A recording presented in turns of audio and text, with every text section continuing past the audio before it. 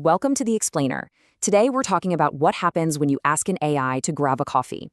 Sounds simple, right? But its choice reveals something profound, not just about the machine, but about the very human biases it's learning directly from us. So let's just dive right in with the big one. Would an AI be racist? We worry all the time about AI developing biases, but are we even looking for the right ones? Is the real problem what's on the surface, or is it something much, much deeper? To get to the bottom of this, we're going to look at a really fascinating experiment. Researchers gave different AIs a super simple social task. Just pick two people to have coffee with. But this choice wasn't random at all. It was specifically designed to test one of the most fundamental drivers of human connection.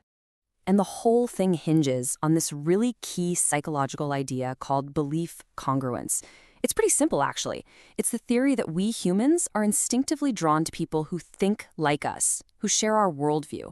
And get this, the theory says that pull is often way stronger than the pull towards people who just happen to look like us.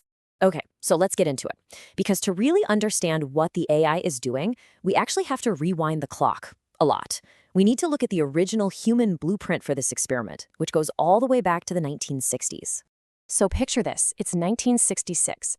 Researchers set up this really elegant experiment. You, the participant, get to chat with 4 other people about some topic. Now, 2 of these people are the same race as you, and 2 aren't. And here's the twist. 2 of them totally agree with your opinion on the topic, and 2 of them completely disagree. Then comes the test. So, who do you want to go grab a coffee with? And the results were, well, they were stunningly clear. As you can see here, it didn't matter. The human participants, even the ones who scored really high on prejudice surveys, they consistently chose to have coffee with people who shared their beliefs. It didn't matter what their race was. For them, a black person who agreed with them was a better coffee date than a white person who didn't. Belief was a much bigger magnet than race. Okay, so that's the human baseline from over 50 years ago. Now for the wild part. What happens when scientists run this exact same test today, but they swap out the human participants for large language models like GPT 3.5? They put these digital minds in the exact same virtual coffee shop. And the results are, honestly, they're kind of spooky. The AI models replicated the human results with uncanny accuracy. Look at this. Across the board, it doesn't matter which model, they all showed the exact same strong preference for belief congruence over racial identity. They, too, wanted a coffee partner who thought like them, not just looked like them.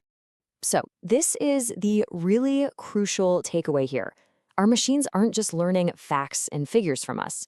They're learning these subtle, invisible, and deeply ingrained rules of how humans connect with each other. They are becoming our digital mirrors, reflecting our own complex psychology right back at us. And when that line between human behavior and machine behavior gets this blurry, it forces us to zoom way out and ask a much, much bigger question. I mean, if a machine can perfectly replicate our subtle social instincts, what does it even mean to be human anymore? You know, this isn't some new sci-fi panic. Way back in 1985, the philosopher Donna Haraway was already calling this. She argued that this clean separation between people and machines was already a fantasy. Think about it. Our phones are our memories, our technology extends our bodies.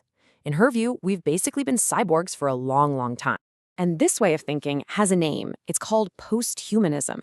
It's a philosophy that fundamentally challenges that old, comfortable idea that humans are the center of the universe. It asks us to seriously consider a world where the category of human just isn't the most important one anymore. And this chart just lays out that shift perfectly. The old school view, humanism, was all about man is the measure of all things, right? We're special, we're at the top, separate from nature. Post-humanism comes along and says, whoa, hold on a second. We're not the center of everything. We're just one node in a vast, interconnected network of humans, animals, and, yep, machines.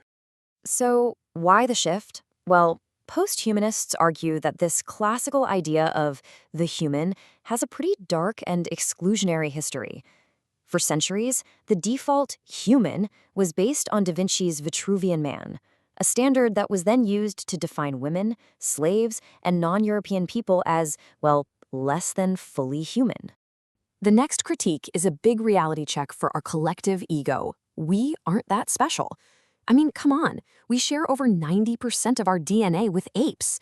The belief that we're somehow separate from and superior to the rest of nature is the very thing that has allowed us to justify exploiting the planet and every other creature on it. And finally, the third point is just look around you. This old way of thinking is completely obsolete.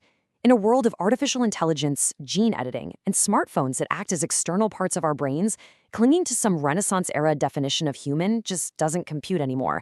The boundary has already dissolved. So, what does this all mean for our future?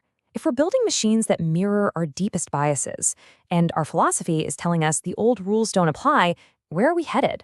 Are we building a utopia, or are we walking into a nightmare? Let's circle back to that AI paper, because it contains a massive warning sign. This number, 41.7%. That's the correctness rate. That's how often the AI gets the right answer when it's learning from sources that agree with its program beliefs, but are factually wrong. It prefers agreement over accuracy. Sound familiar? This is a perfect digital demonstration of what psychologists call the belief echoes phenomenon. It's that frustrating tendency we all have to cling to misinformation if it confirms what we want to believe, even after it's been debunked. Our preference for that cozy feeling of agreement makes us vulnerable. And now we are building that exact same vulnerability into our AI, but at a planetary scale. And this whole situation puts us in this deeply strange, paradoxical position. As we create these powerful new tools, these new realities, they in turn create us. We are simultaneously the inventor and the invention. We are Dr. Frankenstein, and we are also the monster. So where does all this leave us? Well, embracing this new reality is challenging. It means doing something that's really hard for us as a species. It means letting go of our ego, our ingrained sense of self-importance, and asking a really profound question about our true place in the universe. And so we're left with this, one final massive question that shakes the very foundations of how we see ourselves. If we finally accept that we, and the AIs we build in our own image, are just one part of a much bigger, more complex picture, then that forces us to ask, what's the new measure? What's supposed to guide us now?